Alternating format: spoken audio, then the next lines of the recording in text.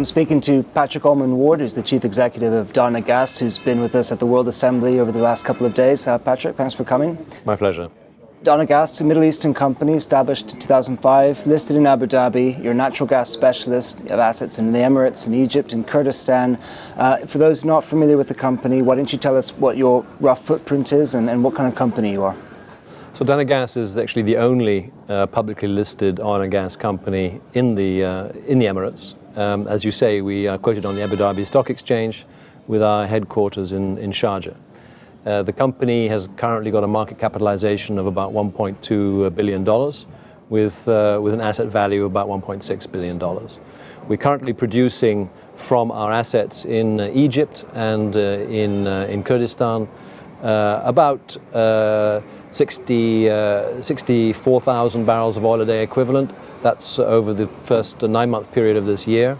For the last quarter of this year, we actually increased that further to 68,000, and in the last few weeks we've actually increased that further to 70,000 barrels of oil a day equivalent. So that's about a sense of the scale. We are predominantly a gas producer, but we also extract condensates and LPGs out of our gas streams. And you're a major investor in Kurdistan. It's a region that gets a lot of attention here in London, a lot of excitement, companies over here working there. What kind of investments, what kind of projects are you involved in that region? Well, we're very proud about what we have achieved in Kurdistan. We are a member of the Pearl Petroleum Company with a 40% share. And Pearl has invested over $1.2 billion in Kurdistan to date. Now, that is the largest amount of money that any company has invested in Kurdistan up to now. And that money has been used to develop the Khor gas field. And the gas that's being supplied from the Khor gas field is going to 2 power stations, which has provided Kurdistan since 2007 with uninterrupted power supply. So we feel very proud of the fact that our efforts in Kurdistan have been the reason why there has been such good economic growth and such improvement in people's quality of life in the Kurdistan region. And for that reason, the company is actually extremely well regarded in Kurdistan by the Kurdish people.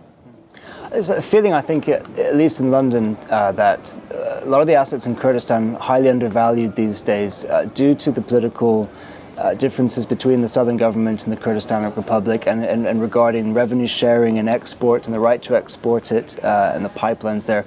What's your take on that? Are we making progress, or are we sort of same place we were a couple of years ago? I think the entire industry is actually at a deep discount at the moment. It was one of the highlights that came out of the first session this morning in the Oil Council was just how much both the international majors as well as the mid and small caps, to what extent they're discounted, and to that extent Dana Gas is not much different to others.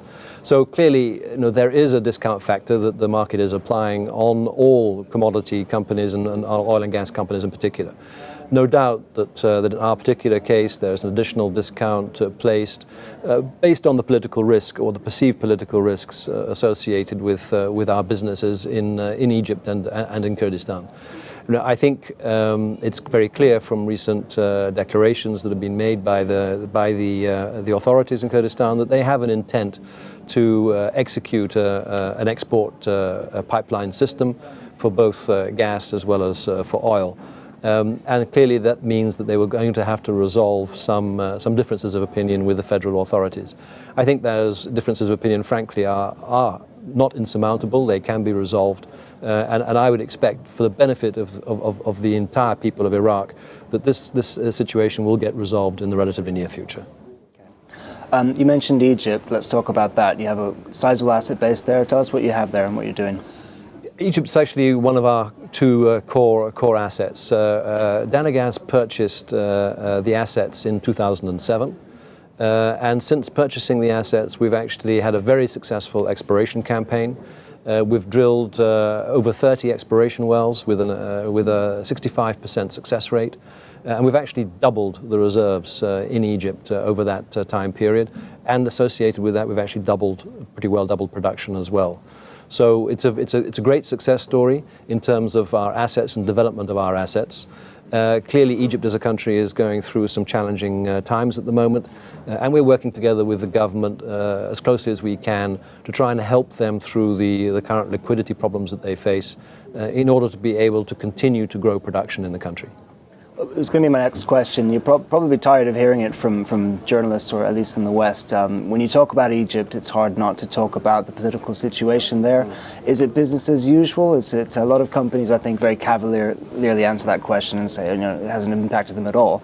Is that true, or are there certain things you have to take into account? The Arab Spring, which is, of course, the great political upheaval that has took place across North Africa and the Middle East in the beginning of 2011, has impacted political life, and it's impacted also the economic situation in Egypt. As far as our own production operations are concerned, it has not actually impacted our ability. And in fact, despite the ongoing challenges that we face there, we've actually grown production by 30% from 2012 to 2013. So we're not impacted in a sense of interference with our operations. But certainly the challenges that the government faces as a result of the political changes with respect to balancing the economy and covering its deficit obligations, clearly that is having an impact on us.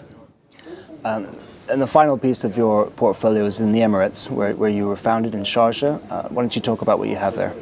Well, we are actually own a gas field that straddles the border between the Ajman and the Sharjah Emirates. And that is not a particularly big gas field. It's just under 200 BCF in terms of size.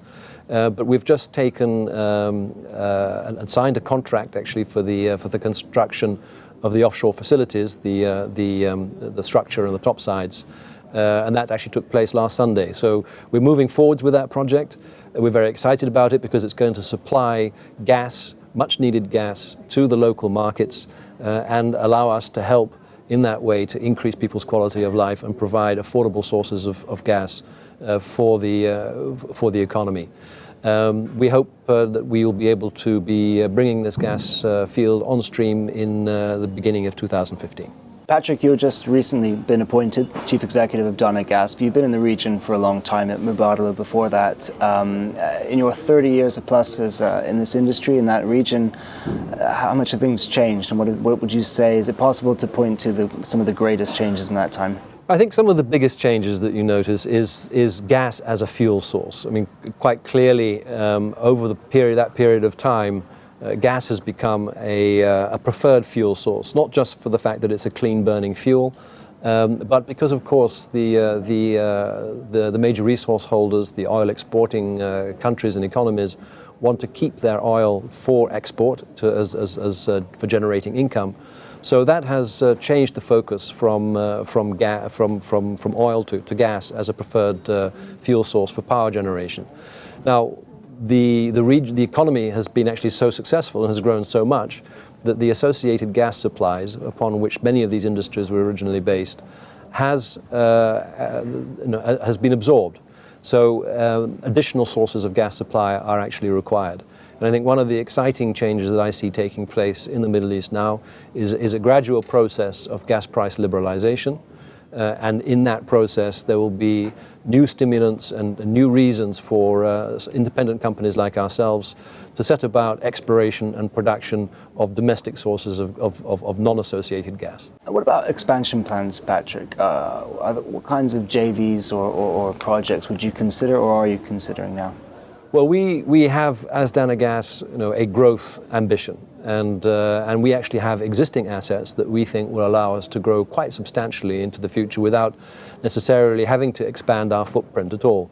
In Egypt, despite some of the challenges that we were discussing earlier, we've actually been successful in picking up a concession area, an exploration block in the offshore, which is on strike with the recent discoveries that have taken place in the Levant Basin. So we're very excited about that piece of acreage and the potential that it holds. So we are clearly very much looking at expanding our exploration opportunities, having carried out an inorganic growth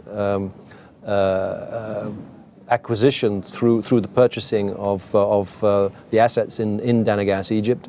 I think our focus for attention going forwards is very likely to be rebalanced a bit more back towards organic growth rather than inorganic growth. Patrick, thanks for stopping by. My pleasure. Thanks, Drake.